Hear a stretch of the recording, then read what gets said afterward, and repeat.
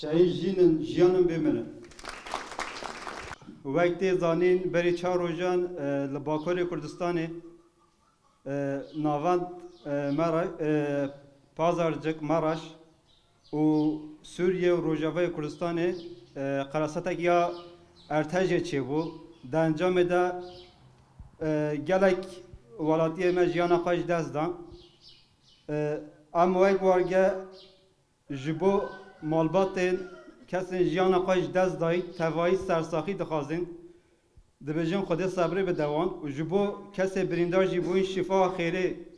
سلامتی دخوازی وقتی زانی چالاکی ها مایا برسیبونه و کل وارگه مدای دست بکرن سده میوه سرکه آزاد کردن فیزیکی ها ریبراب هویه قاسی 24 ساله تجدیده که به امپال برانبری ریبرتی آمد مشاندن نه عدالتانه نه به چه شوی اب تجدیده نای پجرانده امجی ویک وارگه دبیجن که حیق ام ریبری خواه به آوه که فیزیکی ندین آزاد کردن و ترجیحی نشکنن اما چالاکین خواه بردوام بکن و قاسی 23 مهجی به چه شوی خبر جریبرتی آمنای گرتن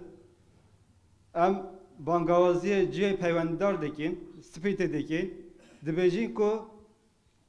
لارکاخا خواهی در کهون به عدالتی که به حقوقی که گرکه که او ریبری که قاسی ادی توایی گل کو آزادی خاص گل کو خواهی وجدان جبو خواهی ریبرتیه که سرکه دبینه هر کسی جبو خواه دبینه وی ریبرتی دبینه پیوسته و به حقوقی به عدالتی راکن جورته و ام دبیجن به هر شیوه ام و تجدید بشکنن و چالاکین خواه بردوام بکن و بانگازی ها مجبو هر چهار پارچه کردستان جهه ریبرتی ها مخواهی در کون و ام دبیجن بجی سر و کاپو شهید نامرن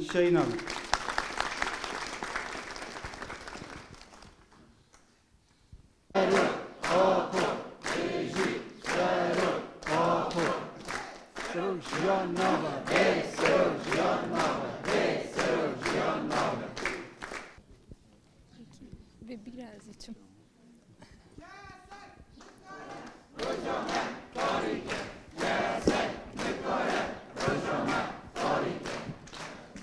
ام وکه گروبا پنجمین آرمان جامع اواکو ام اف تجدید لسر ریبری گل کرد عبدالله جلان بتندی ام شهمزار دکینه و ام هیویدارین کو اف گروبا داویامین به اف شوی فیزیکی ریبری خود لگل خود ببینینه جبر کو يعني تملي و نملي يعني نش أخلاقي نجش تملي و أمن قارينا يعني تشوي وان فام بكن راستيج أفا بستوبين صالكو ريبري قال كرت عبد الله جلام بشوي كيف فيزيكي هاتية جرتن الإمرالية و أم في تجديد هوانا يا لسر ريبري ما أم شهمزار دكينا و أم حياة داوي شالكين خبر دوام بكينا